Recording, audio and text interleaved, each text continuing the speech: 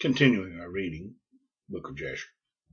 And thy servants were astonished at the sight which they saw, and greatly terrified.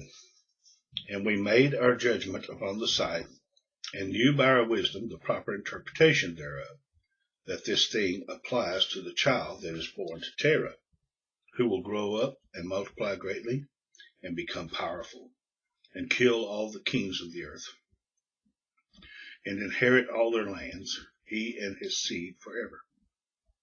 And now, our Lord and King, behold, we have truly acquainted thee with what we have seen concerning this child. If it seemeth good to the king to give his father value for this child, we will slay him before he shall grow up and increase in the land, and his evil increase against us, that we and our children perish through his evil. And the king heard their words, and they seemed good in his sight. And he sent and called for Terah, and Terah came before the king. And the king said to Terah, I have been told that a son was yesternight born to thee, and after this manner was observed in the heavens at his birth. And now therefore give me the child, that we may slay him before his evil springs up against us. And I will give thee for his value thy house full of silver and gold. And Terah answered the king and said to him, My lord and king, I have heard thy words, and thy servant shall do all that the king desireth. But my lord and king, I will tell thee what happened to me yesternight, that I may see what advice the king will give his servant. And then I will answer the king upon what he has just spoken. And the king said, Speak. And Terah said to the king, Aon, son of Morib, came to me yesternight, saying, Give unto me the great and beautiful horse that the king gave to thee. I will give thee silver and gold and straw and provender for its value. And I said to him, Wait till I see the king concerning thy words, and behold, whatever the king saith, that will I do.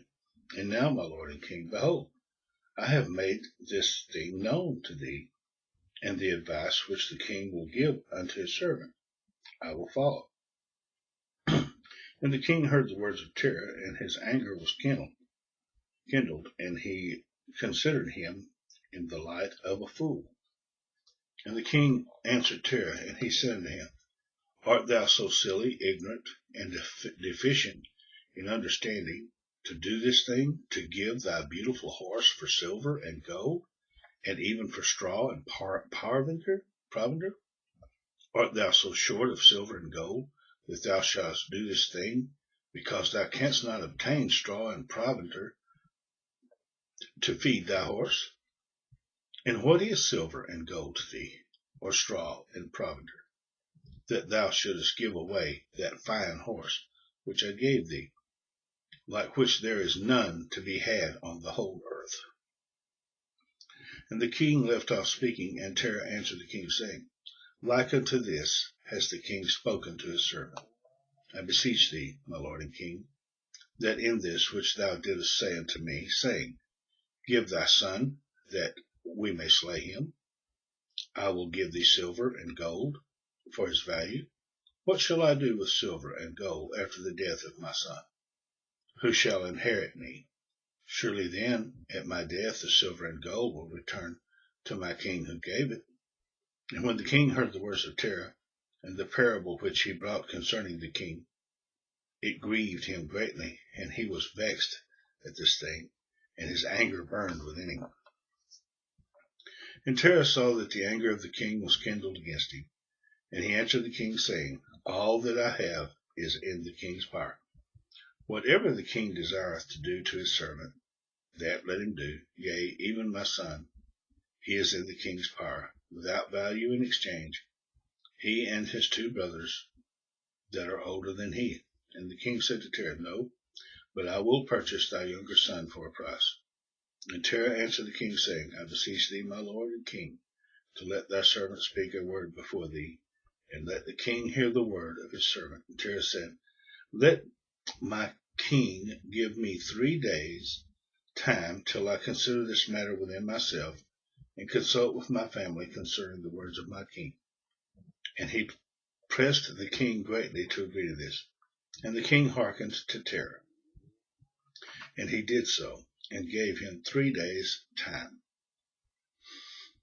And Terah went out from the king's presence, and he came home to his family, and spoke to them all the words of the king. And the people were greatly afraid. And it was in the 3rd day that the king sent to Terah, saying, Send me thy son for a price, as I spoke to thee. And shouldest thou not do this, I will send and slay all thou hast in thy house, that thou shalt not even have a dog remaining. And Terah hastened, and the thing was urgent from the king. And he took a child from one of his servants, which his handmaid had borne to him that day. And Terah brought the child to the king, and received value for him. And the Lord was with Terah in this matter, that Nimrod might not cause Abram's death. And the king took the child from Terah, and with all his might dashed his head to the ground. Commentary. Now, isn't that something, how that states, and the Lord was with Terah in this matter?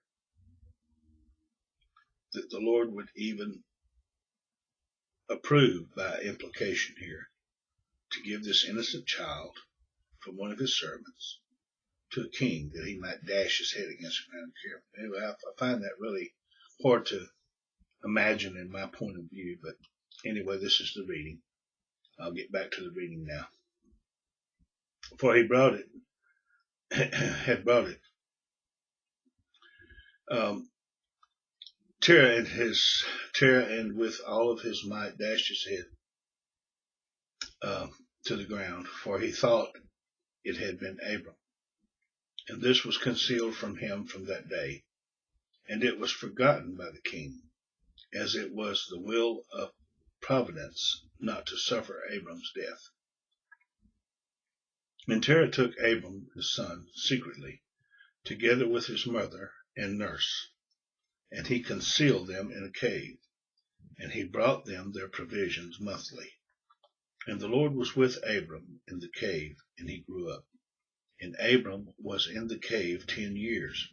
And the king and his princes, soothsayers and sages, thought that the king had killed Abram.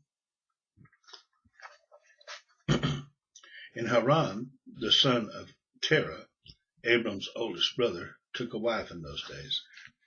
Haran was 39 years old when he took her, and the wife of Haran conceived and bare a son, and called his name Lot. So this is Lot is being born into the family now. Back to reading. And she conceived again and bare a daughter, and she called her name Milcah. And she again conceived and bare a daughter, and she called her name Sarai. So this was to end up being the wife of Abram later. I just mentioned that in commentary right now. Family member. Haran was 42 years old when he begot Sarai, which was in the 10th year of the life of Abram. So Abram was 10 years older.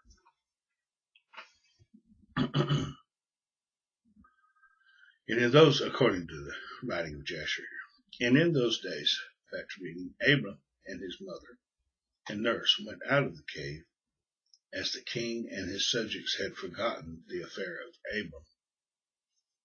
And when Abram came out of the cave, he went to Noah and his son Shem, and he remained with them to learn the instruction of the Lord. See how the Lord works here by commentary? Abram went to live with Noah, where he would learn about the Lord and his ways. Back to reading. And no man knew where Abram was, and Abram served Noah and Shem his son for a long time. The Tower of Babel. Talking about that now. And Abram was in Noah's house 39 years. Now, notice how long, by commentary here, that Jasher tells us that Noah had Abram in his keeping and teaching 39 years. So Noah had quite a bit of time to acquaint Abram with information about the Lord. See, this fills in some blanks for us by landscape history here that's quite significant about how Abraham turned to search for the true God. Anyway, back to reading. And Abram knew the Lord from 3 years old, and he went in the ways of the Lord until the day of his death. And Noah and his son Shem had taught him, and all the sons of the earth in those days greatly transgressed against the Lord, and they rebelled against him, and they served other gods, and they forgot the Lord, who had created them in the earth. And the inhabitants of the earth made unto themselves at that time every man his god, gods of wood and of stone, which could neither speak, hear, nor deliver. And the sons of men served them, and they became their gods. Okay, we're going to leave off reading here, and we will return with the next part. Come back with us in Bible Landscapes.